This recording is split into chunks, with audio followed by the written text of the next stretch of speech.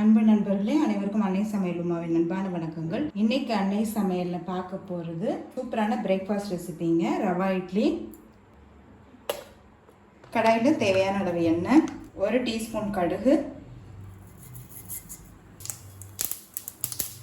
1/2 teaspoon உளுந்து, 1/2 teaspoon கடலைப்பருப்பு, கொஞ்சம் முந்திரி சேர்த்துக்கலாம். முந்திரி நீங்கள் விருப்பப்பட்டால் சேர்த்துக்கலாங்க. கொஞ்சம் கருவேப்பிலை, கொஞ்சம் பெருங்காயம்,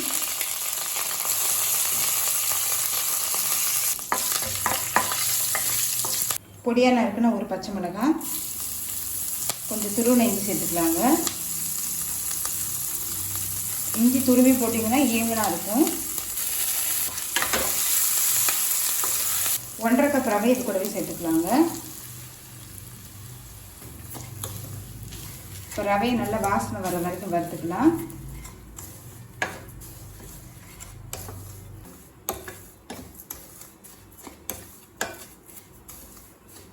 ஸ்லோவிலே வச்சு ரவையை வறுத்துக்கோங்க.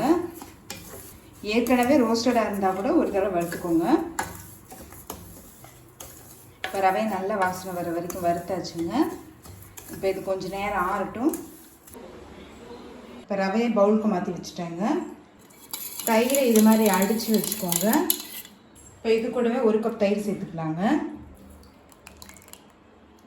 இப்போ இதை நல்லா மிக்ஸ் பண்ணிக்கலாம்.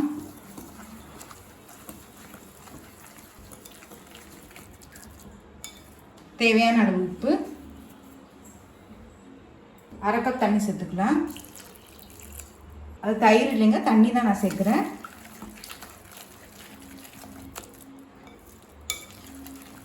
நல்லா மிக்ஸ் பண்ணிவிடுங்க. இப்போ இது ஒரு மூடி போட்டு ஒரு 15 நிமிஷம் அப்படியே வச்சிடலாங்க. இப்போ 15 நிமிஷம் ஆகிடுச்சுங்க. ரவை பார்த்திங்கன்னா நல்லா தயிரெல்லாம் உறிஞ்சிருக்கும். இப்போ நல்லா திக்காகிடுச்சு. இப்போ இது கூடவே 1 கப் தண்ணி சேர்த்துக்கலாம்.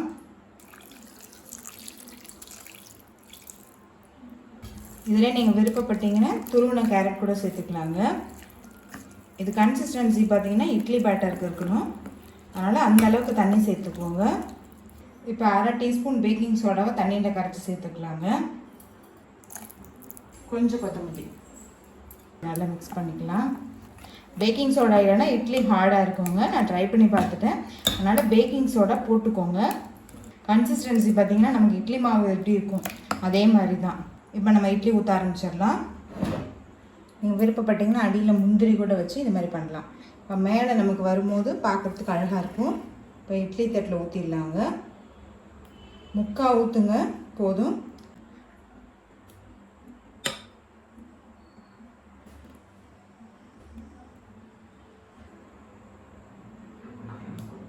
இப்போ வேக வைக்க ஆரம்பிச்சிடலாம்.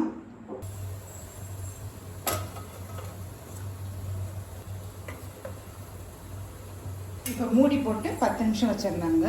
மீடியம் ஃப்ளேமில் வச்சுருங்க ஸ்டவ்வை. இப்போ 10 நிமிஷம் ஆகிடுச்சுங்க. இட்லி நல்லாவே வெந்திருக்கும். இப்போ இது கொஞ்சம் நேரம் ஆறட்டும். ஆறிட்ட பிறகு எடுத்துடலாம். இப்போ சூடு நல்லாவே ஆறிடுச்சுங்க. இப்போ ஒவ்வொன்றா தட்டிலேருந்து எடுத்துடலாம்.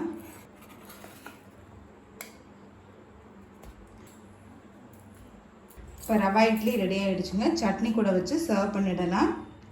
சுவையான ரவா இட்லி ரெடி ஆகிடுச்சு. ரெசிபியை ட்ரை பண்ணி பாருங்கள். கண்டிப்பாக உங்களுக்கே பிடிக்கும். ரெசிபி பிடிச்சிருந்ததுன்னா வீடியோவை லைக் பண்ணுங்கள், கமெண்ட் பண்ணுங்கள், ஷேர் பண்ணுங்கள். இது வரைக்கும் அன்னை சமையல் சேனலை சப்ஸ்கிரைப் பண்ணாமல் இருந்தால் மறக்காமல் சப்ஸ்கிரைப் பண்ணுங்கள். தேங்க்யூ.